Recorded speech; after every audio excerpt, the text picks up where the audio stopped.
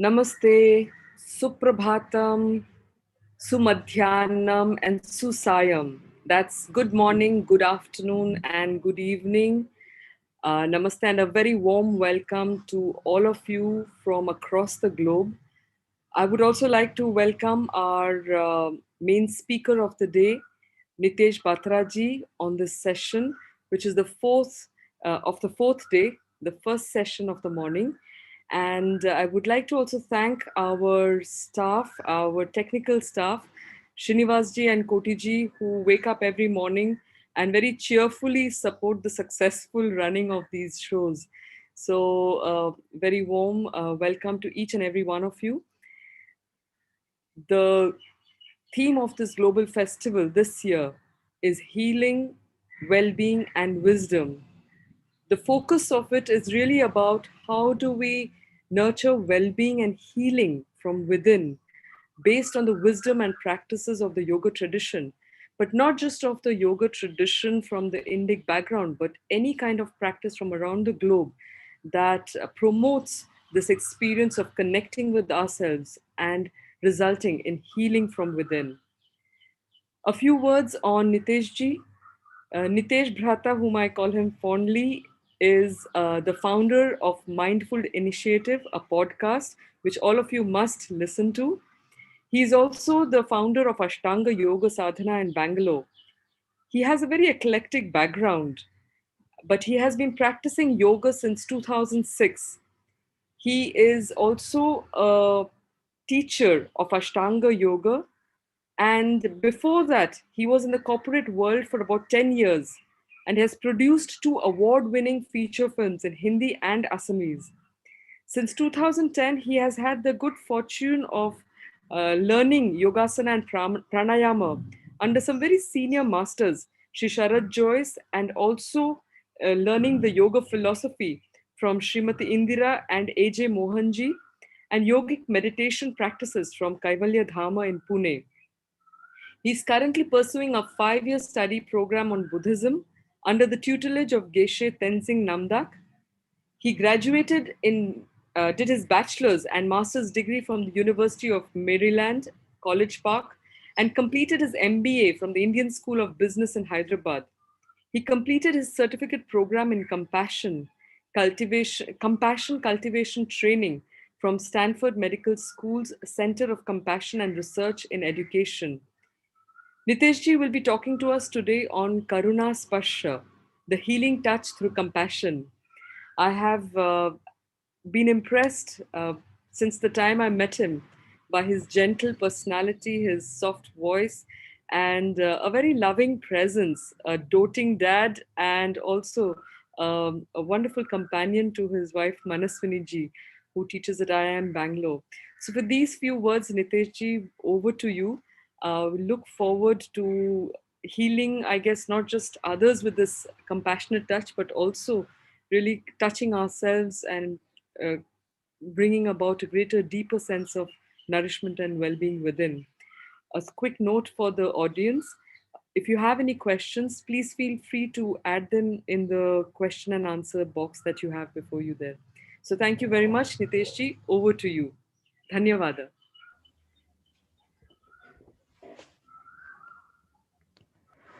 Thank you so much for this kind introduction. Can you hear me? Am I audible? Yeah. Yes, yes, all good. Uh, so welcome everyone, and congratulations to you for organizing this month-long festival. I remember last year when it happened, and I was very thankful last year also to be a part of it, and very glad that I can be here this year as well. Um, we were in the pandemic last year. We were at the beginning stages, and there was well-being that we were talking about last year, happiness we were talking about last year, and this year we are in a little different space. So much has happened. Uh, in India, especially, we had thought about how things have been left behind, and we are on the path of healing. And then all of a sudden, things just moved in a different direction for all of us. So thank you so much for organizing this, because even though there might be uh, uh, a fatigue of being online. Uh, there might be a fatigue of too many things going on, as you and I were talking about right before this call, at various levels. Uh, but at this point, I think what we need is healing. What we need is to fathom what has happened in the last few months in India. We have touched so many things in our own being at different levels, and we need to figure out what's happening with that.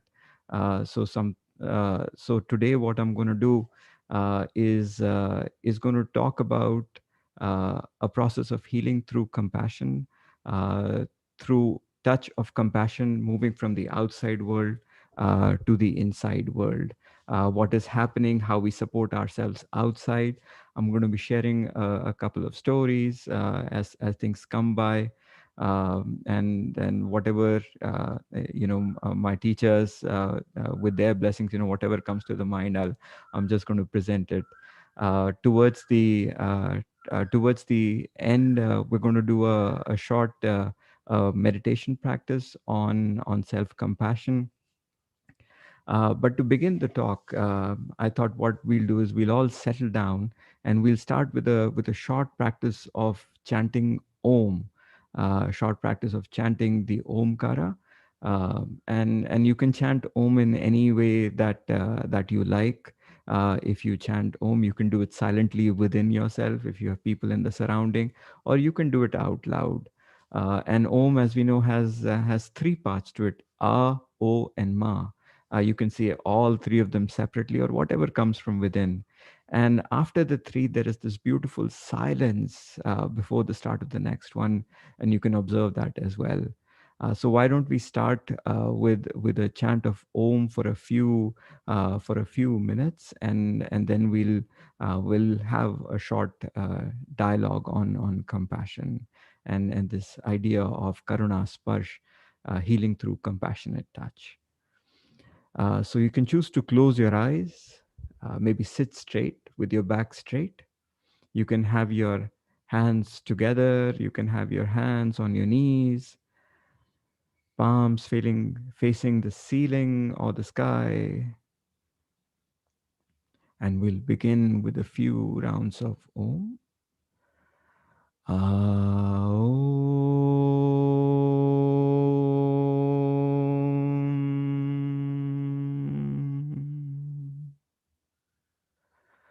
Aum.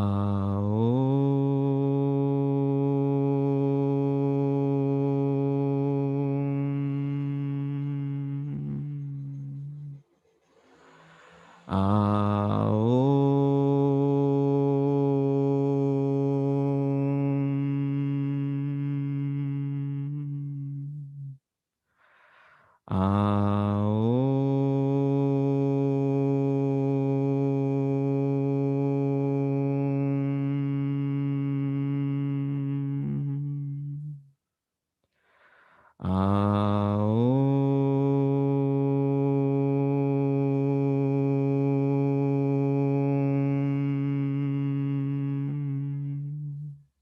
Aum. Aum.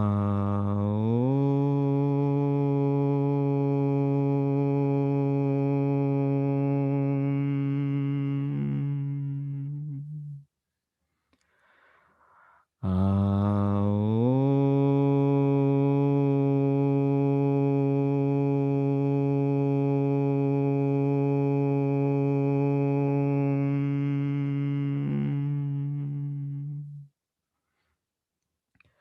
Aum.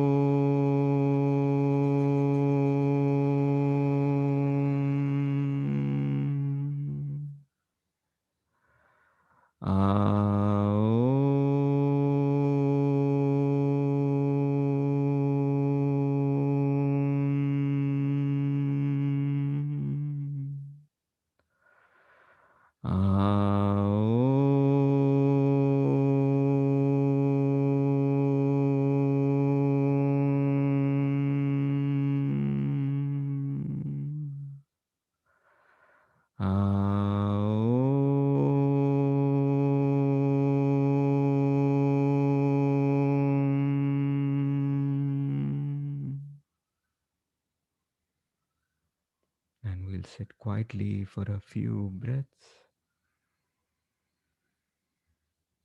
just noticing anything that's happening in the body, any vibrations that you feel,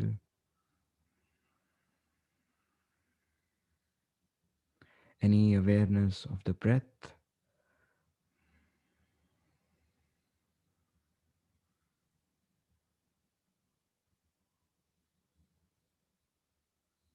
any notice of the thought.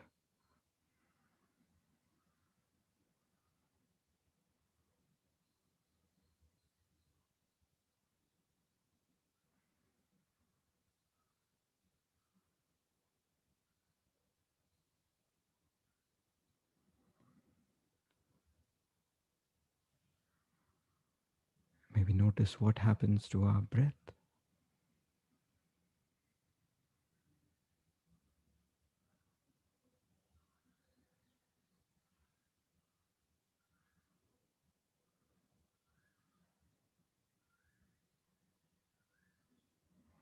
And now slowly opening your eyes whenever you feel ready. You know, there is, I feel there is a magic touch to the sound of Om, to this chanting. Uh, there is something in the outside world and the inside world. As soon as I hear it, and as soon as I hear myself say it, there is automatic quietness that comes in. And and when this quietness comes in, I just feel very calm, and I hope uh, that with the session, with our time together for the next 30 to 35 minutes, that we are going to move this calmness from the outside world to the inside world. In the Ashtanga tradition that I follow, in the Ashtanga teachings, we have the eight-limbed path, or the eight different limbs of Ashtanga. And the third limb is the asana limb. And that's a limb through which we become aware of ourselves, of our body, of our physical self. And in getting aware of our physical self, we're able to connect from the outside world to the inside world, right? So for you, for all of you, maybe it's good to get started with some physical movement as well. We have started with a short practice of Om. And if you want, maybe you can stretch your hands towards the outside, maybe your right hand or your left hand, and you can keep it outside, and we'll just gently breathe in and breathe out. And you can choose to put both hands outside as well, whatever you would like. So we will breathe in and breathe out. As we keep our hand outside, we'll inhale and exhale.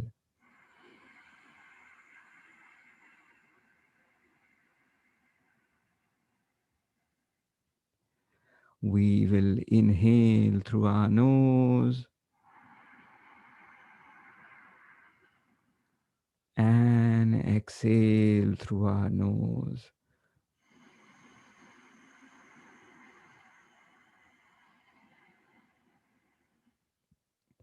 We will inhale again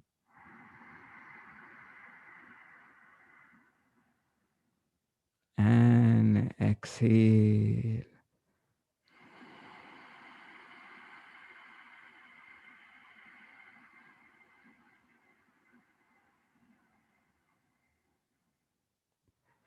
We will inhale again and exhale.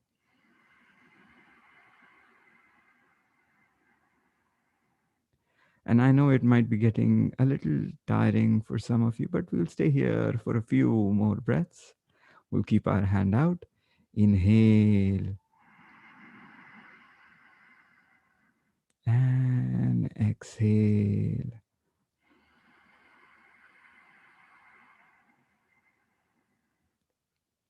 And at this point, you can maybe choose to close your eyes. You can choose to close your eyes and continue to inhale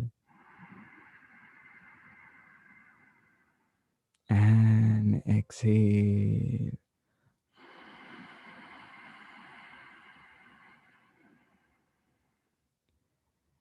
Inhale and exhale. And now we've been here for about 8 to 10 breaths. And now take your other hand and slowly support your left or right hand, whichever one is outside, and notice the difference. Notice the difference. Maybe you can bring the hand right in front of you.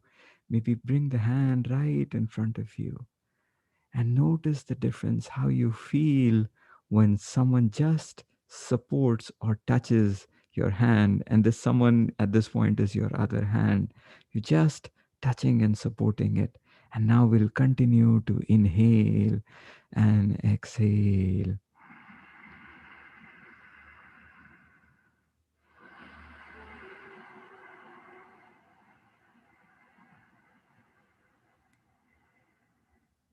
And notice how you are touching or supporting the other hand. Whether you're touching it through your fingers, whether you're putting your palms underneath your hand.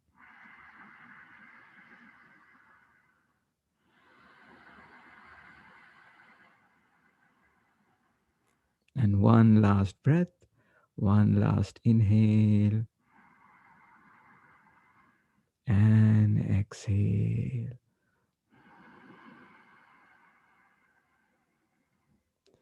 Now slowly bring the hand down. Bring the hand down. Did you notice what difference there was as soon as you brought in the other hand, the touch of the other hand, the support of the other hand? And for me, I naturally gravitate towards bringing some support. When I see that, this is becoming too much, uh, I tend to just bring my other hand. Can I stay there for a little bit longer? And that's true in my asana practice as well. Especially when I learn from my teachers, they come and support me. They come and assist me. And as soon as I feel that touch, and maybe you can feel that in your life, you can think about the times when you were practicing asana, if you practice asana, or when you're going through a difficult time, someone just comes and touches you, right? Someone gives that sparsha to you. Someone just comes and comforts you. How do you feel at that point? How does your mind just change that you have this support, right? And why do we do that, right? Why is it that I felt that I wanted to see support? I was seeking support. And some of us, we have this ego from within that we don't want any support. We are good. And some of us are strong enough. But we all have an inflection point or breaking point. And especially with what we have seen in the last 2 or 3 months, uh, I think our heart really needed some support with so much suffering that was going on. And this idea of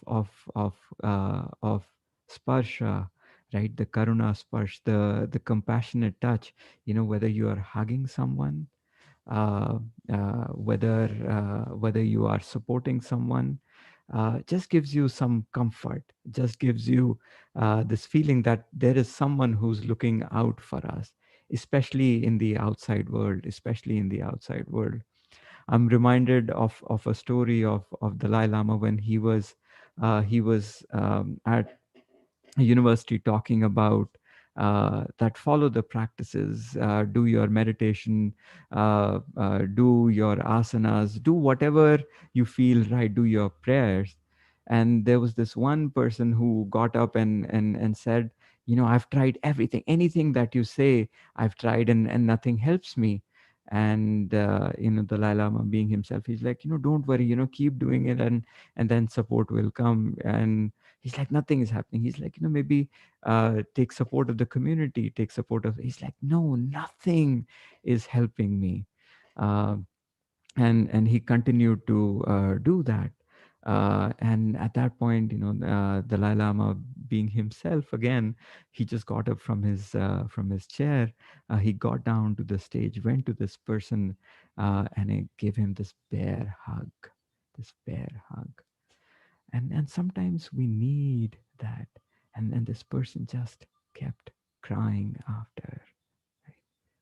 Just kept crying. We need at times someone to hold us, someone to just be there for us. And the practice of compassion, the practice of karuna, has been with us for a very long period of time. As far as I remember, the first time I heard of it was in the Yoga Sutras, through the four practice of Maitri, Karuna, Mudita, Upekshana. And compassion was Maitri is loving kindness. Karuna is compassion. Uh, Mudita is joy, and Upekshanam, it's common humanity as we see it. Uh, but the idea of compassion originates when we see suffering, right? When we see suffering. And it's not just that I am suffering, but the words that there is suffering. There is suffering. And this response to suffering comes from the idea of compassion. That when you start to feel the suffering of others, this suffering that's going around us, we want to respond. We want to respond from a place of love. We want to respond from a place of our heart.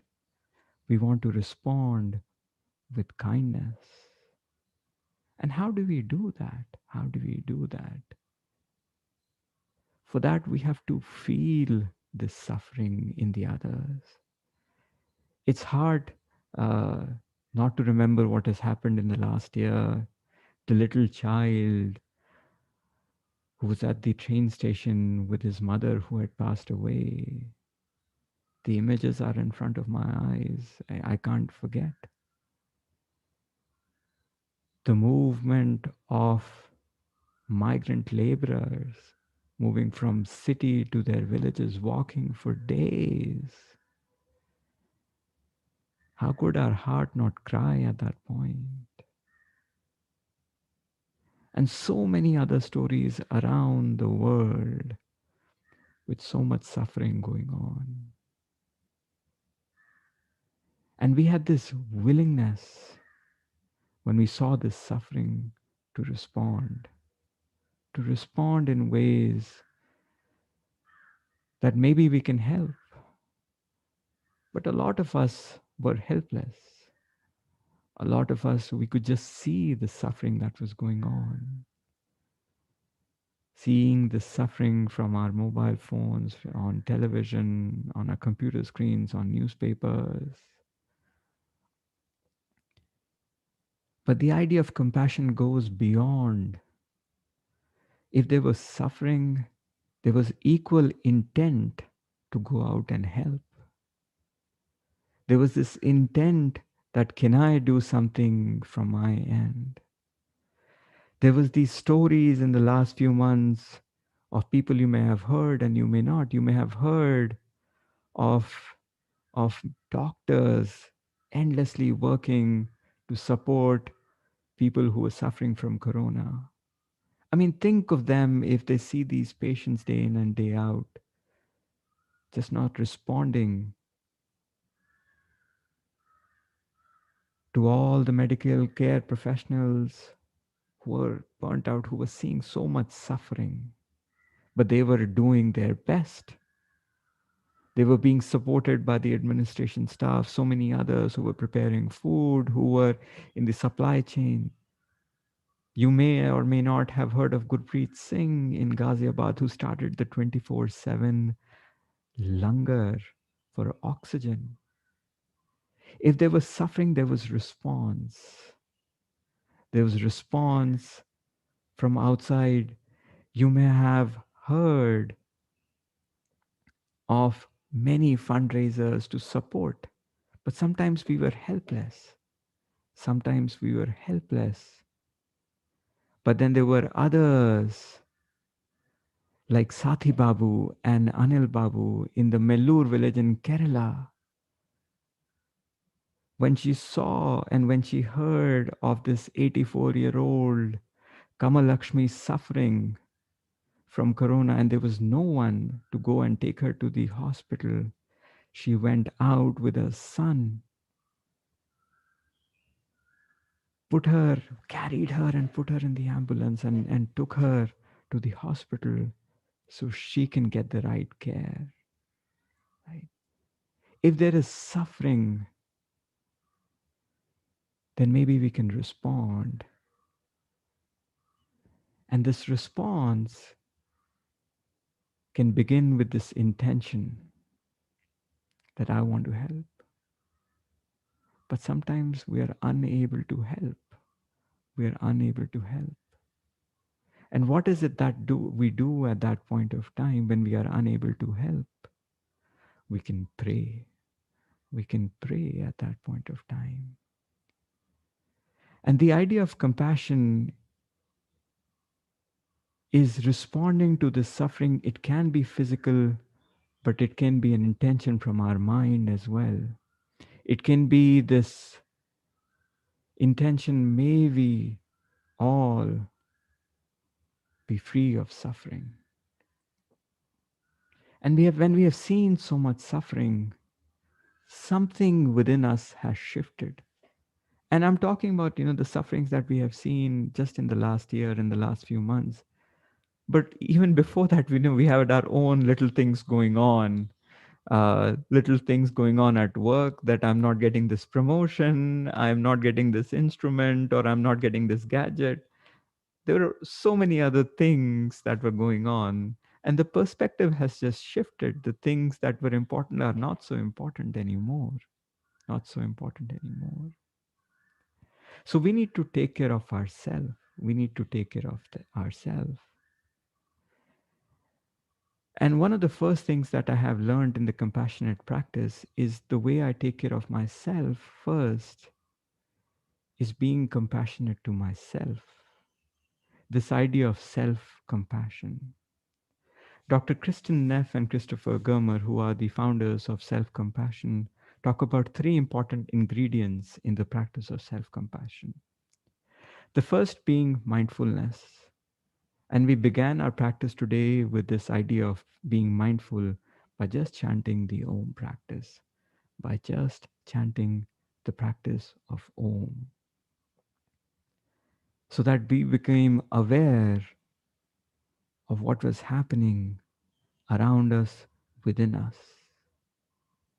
And once you become aware of what is happening around, we can start looking beyond. We can start coming back to that normal position. And then the second thing that they talk about is being kind to ourselves, this idea of self kindness. And that's where I feel this idea of Karuna-Sparsha, the self touch, is important. Now, for some of us, we can just touch our heart, notice what's happening. As soon as we bring this compassionate touch, this healing, something moves. But maybe what you can do, you can just take your hand, you can take three fingers. As the Ayurvedic doctors, measure your pulse. If you're feeling a little off, maybe you can just put your fingers on the nerves and start to feel the pulse within us. And this rhythm, if your heartbeat is a little faster, just after a few moments, and maybe you can try it right now. Maybe you can try it right now. this constant movement of the pulse. You can feel it just like the clock ticking, and it automatically slows down the pulse, slows down the movement of the beats. And this is one way you can be kind to yourself. You can be kind to who you are. And from a scientific perspective, it just kicks off the whole parasympathetic nervous system, right? Which just makes us feel calm, which just makes us feel calm. And finally, the third element of, of self compassion is this idea of common humanity. This idea that suffering is everywhere, that people are going through difficult times. Not that the suffering of others makes us feel any less or more.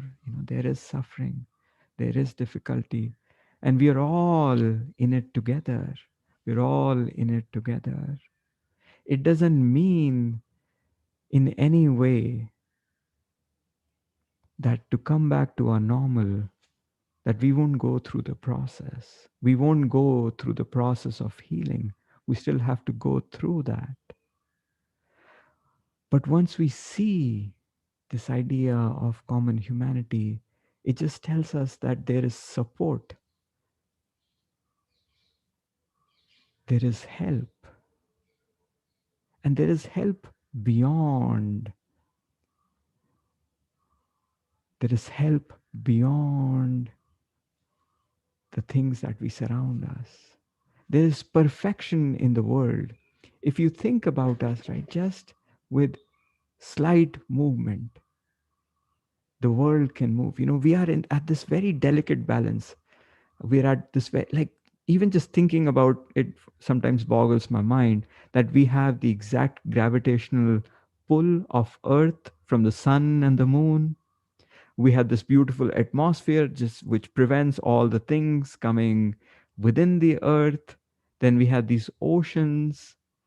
70% of the Earth is covered with water. Then we look at our body. We are breathing in and breathing out without us noticing. There's so many things that are going on, and there is this delicate balance that's being maintained. And as soon as something shifts in this delicate balance, we feel uncomfortable. We feel like, what's happening? Right? And once we acknowledge that there is a delicate balance, we start to respect what is happening. We start to understand that even though we think we have the control, maybe we don't. Maybe we don't. We control the things that we can. And I wonder sometimes what that is. I wonder sometimes what that is. But beyond that, not much, not much. And this idea of common humanity, coming back to uh, this idea of common humanity, I feel that we are being carried forward as a group, responding with love to everything, responding with kindness to everything, responding with gentleness to everything. So these three components of self kindness, mindfulness, and common humanity combined together, combined together, brings us to really taking care of who we are. Chris Gummer demonstrates it beautifully. If you are looking for mindfulness, as soon as you become aware, for us it was Om, they're like, just hold your fist tightly. hold your fist tightly, and you can feel, you become aware of what's happening, or our hands outside, you feel that there is something that's happening, you become more mindful, you become more aware. For self kindness, we had the Karuna-Sparsha, we touched, or you can touch your heart. And for common humanity, just assume that you're hugging this earth together. And all of this brings us to the idea of taking care of us first. Taking care of us first. And with that, I thought we'll go through a short practice of meditation, through a practice uh, of self-compassion practice. And after the practice, we'll try to bring it to close with some question and answers. We're going to be in this meditation practice for uh, let's say, how much time? Yeah, maybe about 5 to 10 minutes, and then we'll come back and see if people have any questions which I can answer. Right. So for this meditation practice, may I recommend to be seated in a comfortable position wherever you are. If you're sitting on a chair, maybe you can put your feet onto the ground if that's comfortable to you. You can lower your gaze or choose to close your eyes. You can bring your hands together, one over the other, and place them down.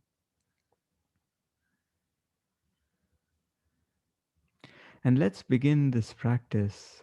Let's begin this practice of self-compassion meditation through inhalation and exhalation. Inhalation and exhalation. Inhaling through our nose and exhaling through our mouth.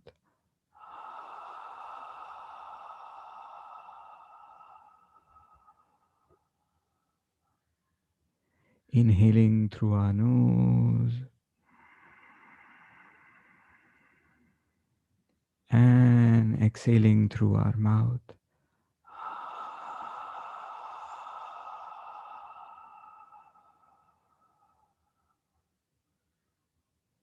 Inhaling again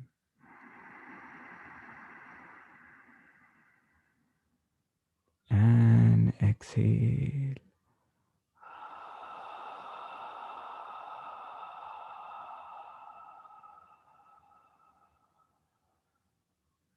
Slowly inhaling and exhaling through your nose.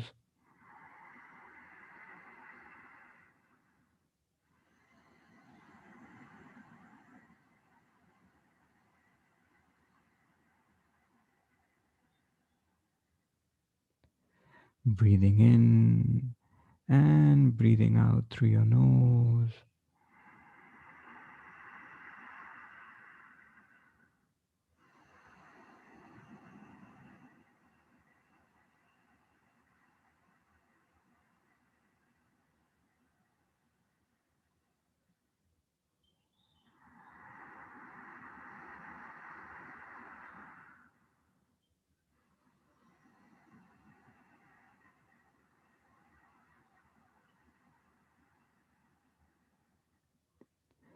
Slowly coming to the natural rhythm of our breath.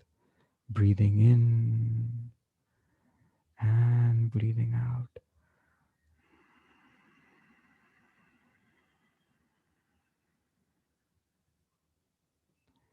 Letting the mind slowly settle in.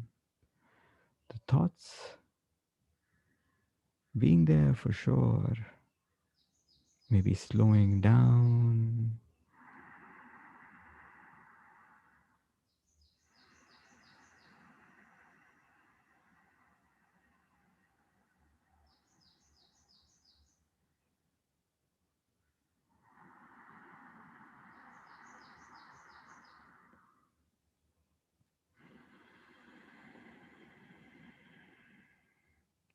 And creating an intention for this practice to come back to our breath, to our inhales and to our exhales.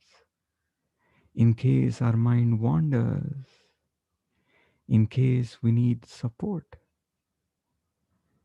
in case we need any touch.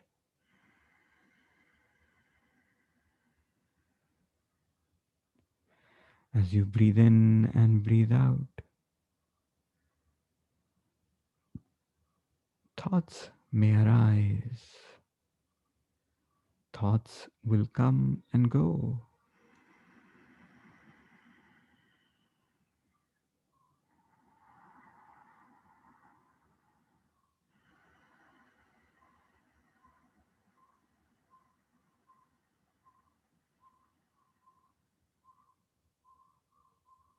Let these thoughts come because that's what the mind does.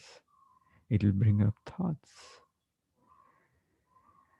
And if you focus on your breath, and we'll call this breath our anchor, if you focus on your inhalations and exhalations on your anchor, these thoughts will come and go. And you're this observer of these thoughts.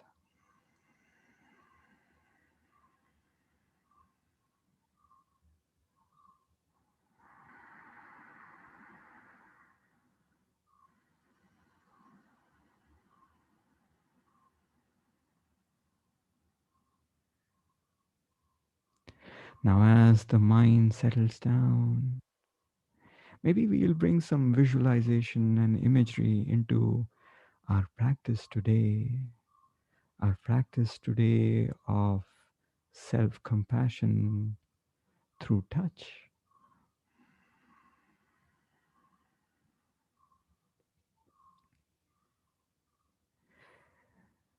Maybe you can bring to mind a time when maybe you were physically ill or going through a difficulty, or maybe you're seeing suffering.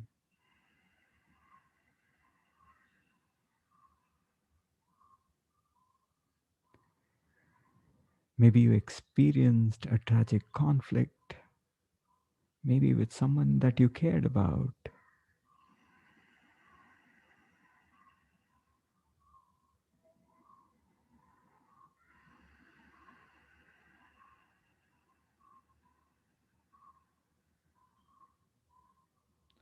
Maybe you wanted to physically do something but did not succeed.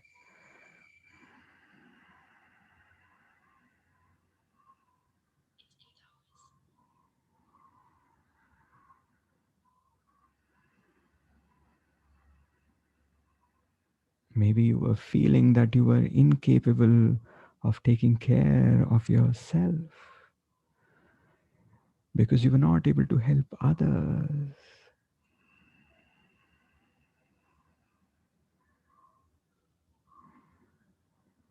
And just notice how that makes you feel, how that experience is for you.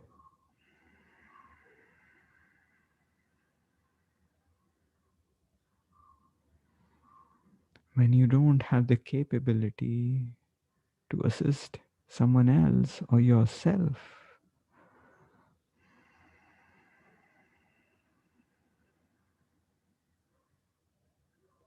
do you become self critical? Do you start to judge yourself?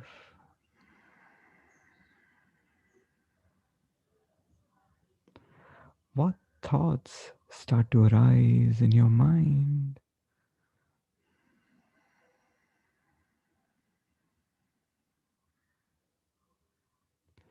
Do you at some level start to feel that you're not good enough?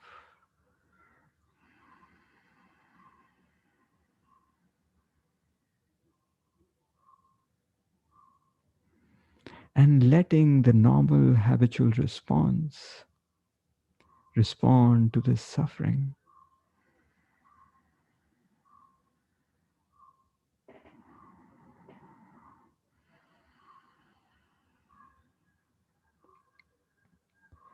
Now, maybe let's start to contemplate if there were more constructive ways to relate to yourself, especially in the face of suffering, challenges, and difficulties.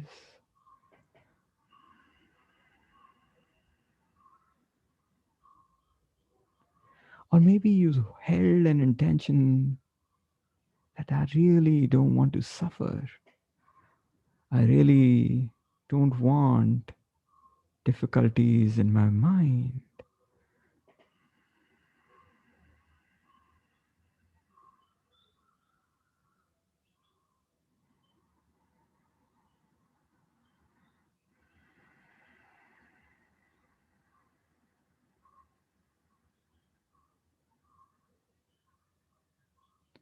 Now imagine yourself to be a young 2 or a 3-year-old, a young child. And if you have a difficulty imagining yourself to be a young child, just imagine your interaction with the young one.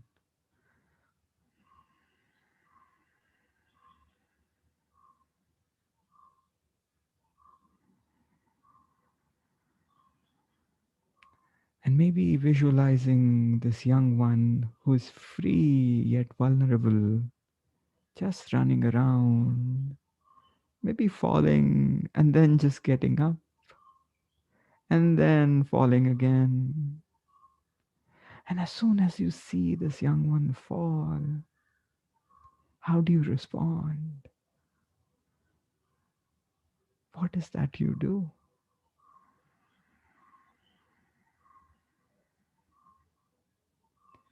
Do you instinctively feel protective towards this child instead of any negative judgment or criticism? How do you respond to the child falling? Do you respond with love and tenderness, which is the natural sense that arises within us?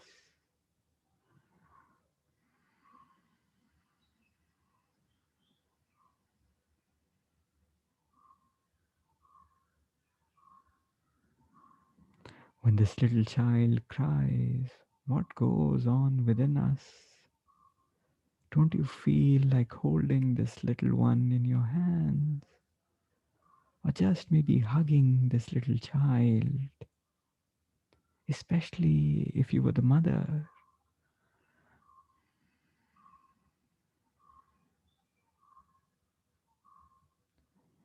Now contemplate how it would feel if you were to relate this to your own suffering, the response to your own suffering with a sense of care and love, with a response of acceptance,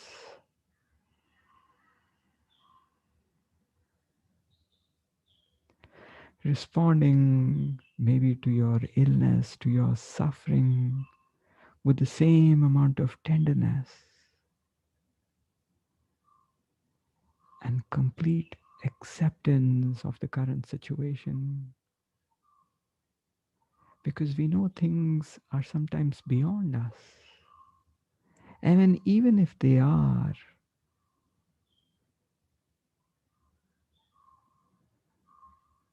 even if we can do something with the situation, we can still respond with acceptance and tenderness by accepting for who we are and what the situation is. And now silently reciting the following phrases.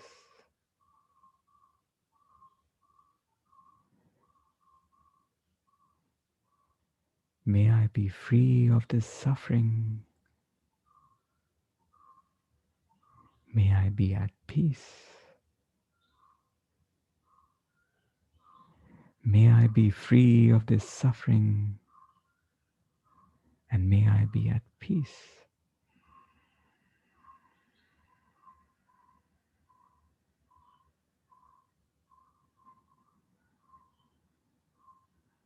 Sit gently with this thought of being free of suffering and being at peace.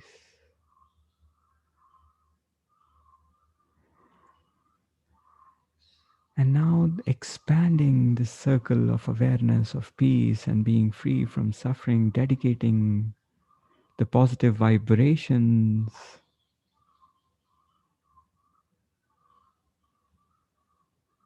of our time together for the well being of all.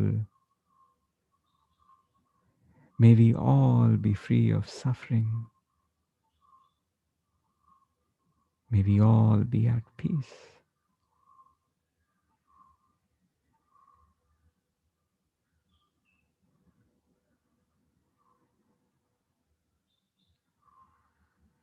May we all be free of suffering. And may we all be at peace. And finally, thanking ourselves for being here and thanking all others for making it happen, the ones we know and the ones we don't know. And we'll end this meditation practice with 3 sounds of bell.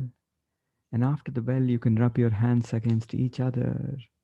And from the warmth in your hands, you can place your hands on your eyes, on your face, on your cheeks, your body, with this gentle touch, gentle sparsh of compassion.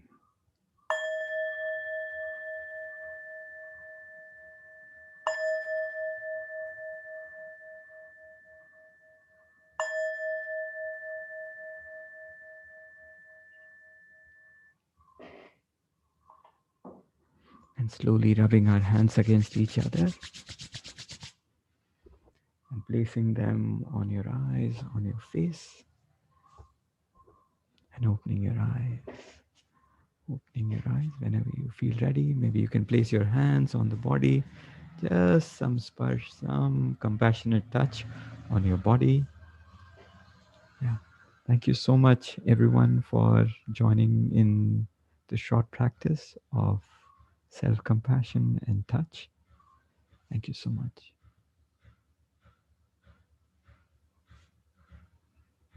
Now, Bhagini, over to you. Yeah, if there are any thoughts or questions that you have. So, बहुत धन्यवाद, Batra. Uh, I think I'm we would unable have. to hear you clearly, Bhagini. Can you hear me now? Is it better? Yeah, that's much better. Yes. Okay, I'll do it like this. So बहुत धन्यवाद, Bhrata. Thank you very much, brother, for this very beautiful session, which I think many of us wouldn't want it to end because we were just so relaxed in the quiet tone, the healing touch within. It was just very, very beautiful and peaceful. So thank you very much for that. Thank you so And much. we have Anjan Nandiji saying as much. Thanksgiving for calm and peaceful morning session, representing itself with the surroundings. Thank you for the beautiful practice. Felt to relax in so many days. So I think that was a much needed session, and we're glad we could offer it to the audience at such an early time of the global festival itself. Uh, I have some of my own observations, but I'll take those of the audience first.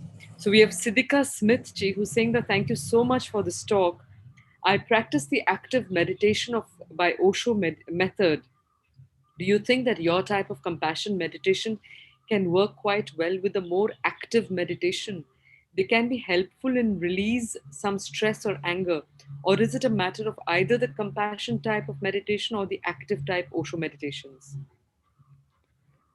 I'm not aware of the Osho meditation, unfortunately, um, but I can talk about the active compassion part of things and being involved. Uh, so the idea of compassion is not just standing on the side and looking at the suffering. The idea of compassion is to be involved, that you want to relieve the suffering of others and of yourself. So whether you practice uh, uh, the form of meditation that you do or any other compassionate practice, all practice have you actively engaged, and all move in the direction of taking you away from this idea of anger, of this idea of fear, and going beyond the mind. Right, going beyond the mind is what we are all trying to do. And if you are able to practice that, I think it helps at some degree, and it's just a natural response. I think that's the most important to understand, that you are naturally able to respond to difficulties in your life if you are aware of this suffering.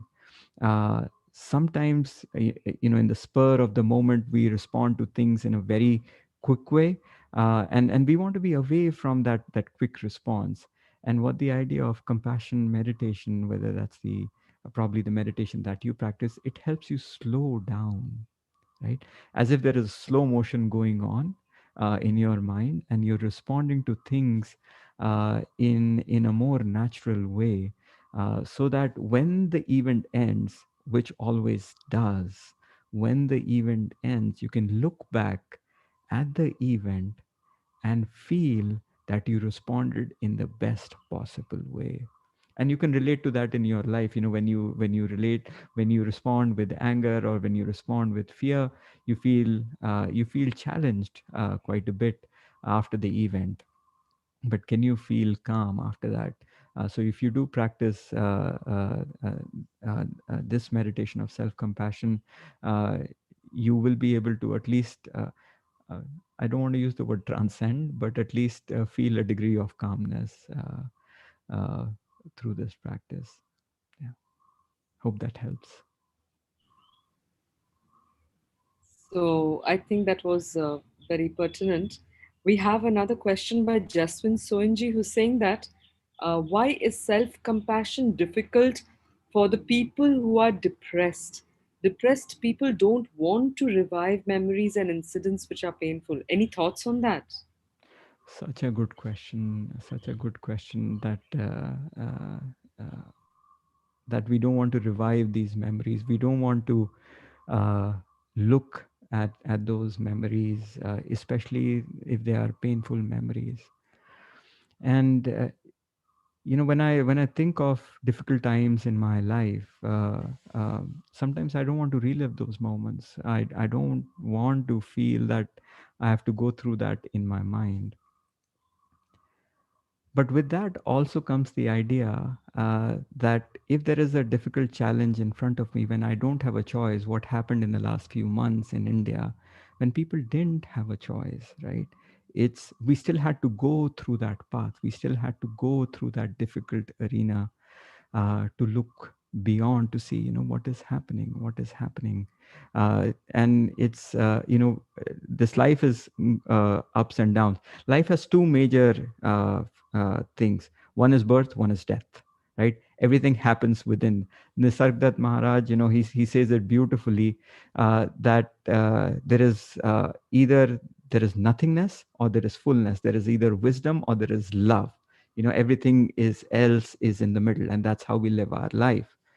Now, specifically to the question which Jaswin asked about, I don't want to relive the memories, uh, especially if someone's depressed. No one wants you to go through the entire thing. It's just starting with the practice, becoming comfortable with the things of the past, because once you start becoming comfortable, just touching the surface, right? And there is this concept of backdraft. When firefighters respond to a fire, and there is a door that's closed, there is fire that's going on. As soon as you open the door, a lot of oxygen goes in, and there is this fire that comes out, right? What is happening there, right? You have to be extremely careful. And when you touch these memories, similar thoughts will come up. Those difficult times, those emotions will come up. And when these emotions come up, you'll feel awkward, you'll feel difficulty, right? You'll feel challenged. right? But once that passes, there will be calmness for you to walk forward through those memories. And you do it in sequential stages. No one wants you to relive the entire moment. It's just one thing at a time, one thing at a time, being comfortable with who you are, and once you do that, you'll become comfortable with all those difficult things, especially if you're going through difficult times of depression, and given in the current moment. uh, uh, you start by small things, right? And the other thing that I want to add is that we don't want to be physically involved, like when I did this, like we or when we hand up, uh, we don't have to do a complete physical asana practice. Just by these little things that we do in our life, let's say by taking our hands up, by sitting down, whatever you're capable of, be involved physically, right? So if you are going through a difficult time, get involved in karma yoga, and when you get involved in karma yoga, I think things become easier. I also want to talk, just give a small example in my life. Recently, in fact, yesterday, or day before yesterday, when Vinayji asked about a picture, I decided to take a picture, and Manasni helped me take a photograph of myself, and she wanted me to smile. And if you look at most of my pictures from the past 40 plus years, most of my pictures are with my mouth closed. And the reason why it's closed is because of my teeth. They are up and down. They are what they call as crowded. And there were some very nice terms which I don't want. I'm forgetting those words because they've gone overcrowding and this and this. And for many years, I was not comfortable laughing out loud by opening my mouth. It's and I went through the process of what the braces and other things, and after the braces came out, my teeth became even more beautiful, like the way they became exactly like that, the way they were before.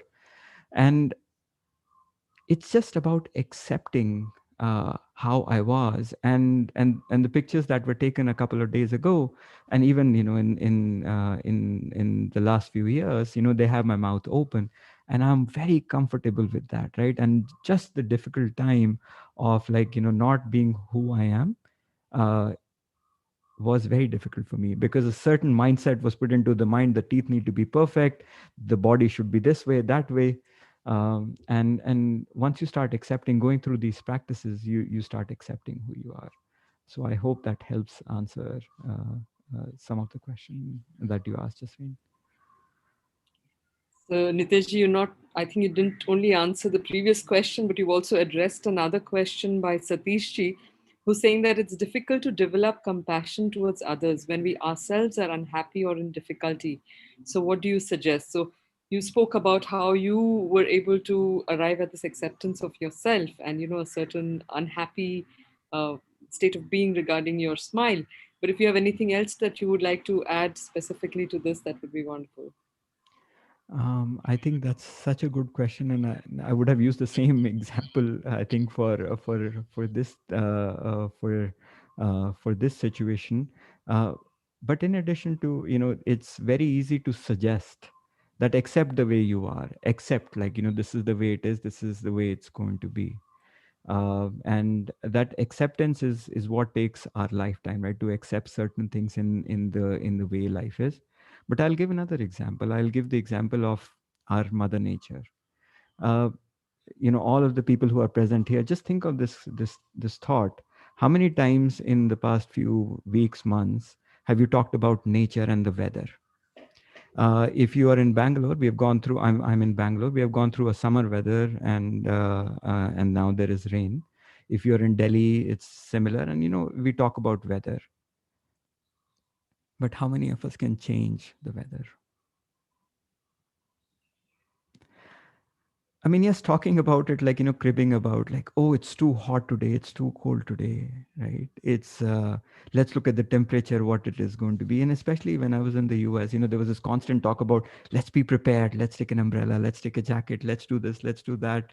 And it's a whole industry in itself, talking about the weather. And I love it. I enjoy watching that as to prediction. And, sometimes those predictions come true and sometimes they don't. And I think we need some predictions to save lives. That's important. I think that's helpful. uh, but I have a Swamiji who gave me a beautiful example. He's 83 right now, and he told me a beautiful story about his trip uh, to Antarctica. He visited Antarctica, and he was on this ship from, I think they go from Chile or Argentina to Antarctica on these large ships. And he went in, and for some reason, Mother Nature was doing her magic, and the waves were 30, 40 feet high, and the ships were going up and down, up and down. And Swamiji said, I was on starboard, the deck, what it is called, and there were constant announcements for people to come inside, don't be there because it's risky. Water was coming in, and Swamiji, being himself, and he said, I just went up there and I just stood there, and I was like, who here would be able to witness this like this? Let me just witness it. Let me just see how fortunate I am to see Mother Nature the way she is. Maybe she is angry, or maybe this is her way of loving. And that's the thing, when Mother Nature gives us who we are, like, this idea of acceptance, we go through these little things, little experiences in our life to see, what we can accept and what we cannot, and slowly get comfortable with the things that we are not accepting, right? And there are beautiful ways of doing that. And once you do that, the other things slowly start to settle in. And maybe, I think Satish ji asked that question. You can start by accepting the nature around us, right? That's the first thing. And observing the things that are happening around us, and then observing who we are, what is happening in our body, and slowly start to go transcend within the mind. The little practice that I talked about, noticing your pulse, you can do that, right? Just experiencing the way things are, right? And then maybe think of some changes that you want to try and make, and slowly things fall in place. Yeah, hope that helps. So I think that story was very, very beautiful about the Swamiji and the acceptance of this, of something that is there and you can do nothing about it but admire it through that, Yeah, just witnessing of it. So there are two other questions, but I think in the interest of time, yeah, I will move on. But I just wanted to share with you a personal observation I had, courtesy the exercise you gave us at the end, that just the deep breathing to me felt like this Karuna-Sparsha within, no? Just the breath going in and coming out, the gratitude of that breath going in through the entire nasal tract and touching the parts of your being. I think our prana is one of the most valuable Karuna Sparshas that we have, that we are all the time that we have with us. So I'm very grateful for that insight you allowed me through your practice.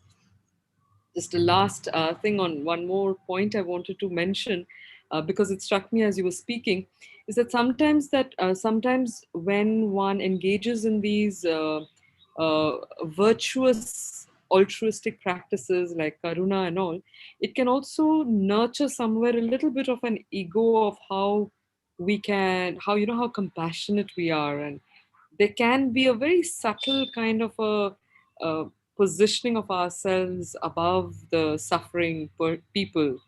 So, how does one tackle something like that? Because that's very subtle and that's very dangerous about the goodness of oneself. That all these yoga practices are, in fact, are very capable of baggaging us down with. I mean, we don't realize it, but I think they are very, very subtle chains that bind us to our own self. So, if you would like to just share a few words on that. yeah, that ego. The beautiful ego that comes. I love your observation, Bhagini, about the breath. So thank you so much for bringing that in. Especially that's something that stays with us. That stays with us throughout our life, right? You know how fortunate we are for this breath, given that there was so much lack of oxygen in the last few months, people who needed that, and how fortunate we are just to breathe the touch of this air, right? This touch of this air that comes by. So thank you so much for even mentioning that, and your observation. And now thinking about this ego, I'm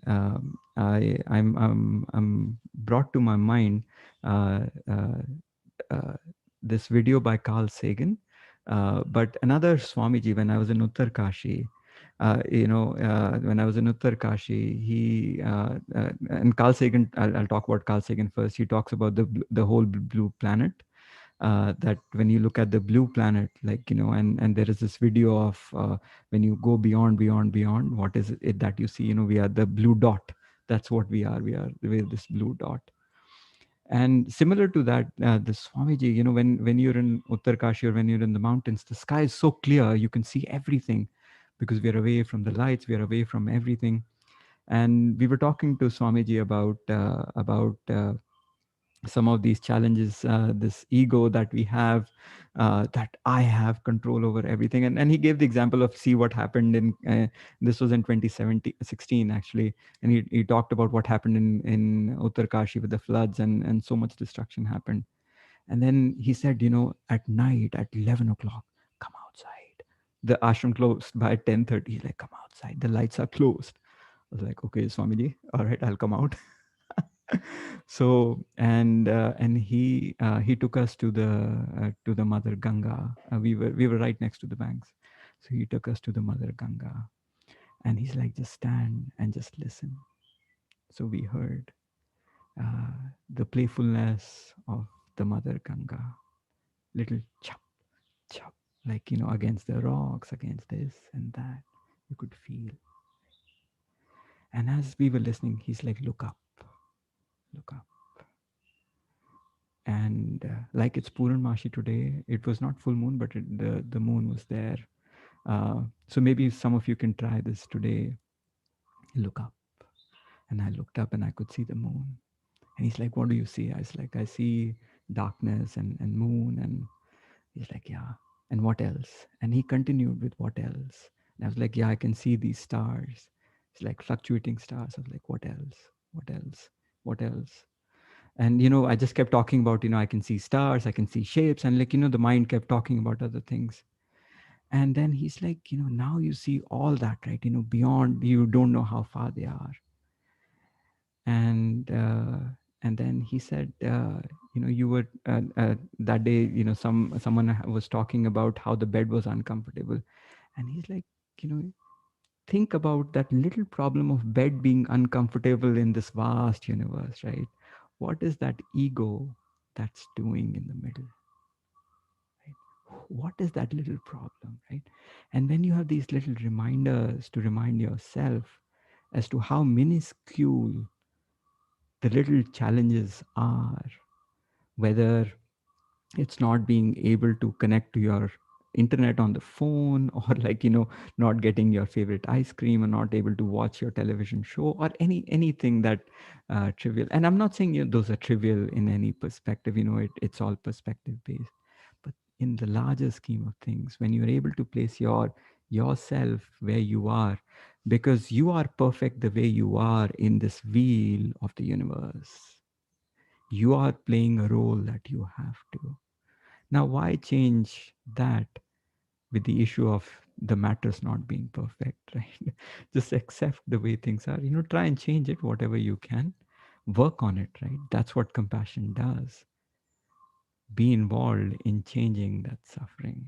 And it starts with accepting who you are. I hope that helps answer where you are.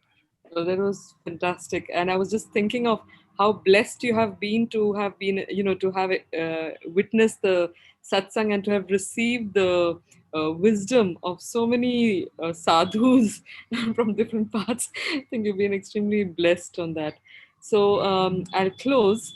But before we close, we'd like to just inform the audience about this evening's program, and we'll come back to you and request you on how people can reach out to your work and know more about you, as well as a final message before we move on for the day. So, Koti ji, may I request you to please put up the poster for this evening?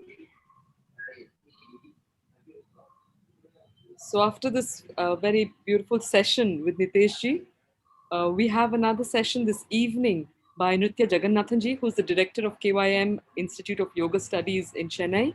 And she will be talking to us on Yoga Kshema towards sustained wellness using mantra and bhavana.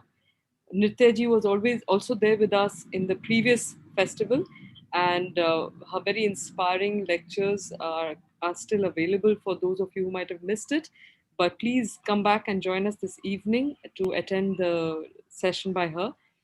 I just have a small request before I come to your last words, Nitishji. And this request is that during this whole month, we will all be exposed to different ideas, these lofty ideas of helping us heal ourselves and feel well, etc. But what I would invite you to do is to try and have some takeaways from every session that you would actually try and implement in your life. So, if you can use this 1 month as a sadhana phase, take any one idea, take any one thought that touches you, and try and implement it and see what kind of difference it makes in your life. Because until it is integrated, we will always remain fascinated by these possibilities and not taste the amrita of their actual implementation. So, a real hearty invitation to all of you to try and take one practice. And you can even, when we open up the chat, you can even share that one practice that you have acquired from the session that you've attended.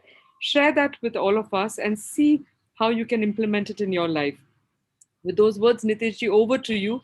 Please let us know how we can reach out to you, how the people can, know more about your work. Yeah, they can. Yeah, they can visit our website. That It's the mindfulinitiative.com. So that's the way they can reach out to us, or they can. I think, yeah, that's the best way. Our contact information is up there. All the information that you need is up there. Uh, uh, I think, as you were saying that, Bhagni, I really want to thank you.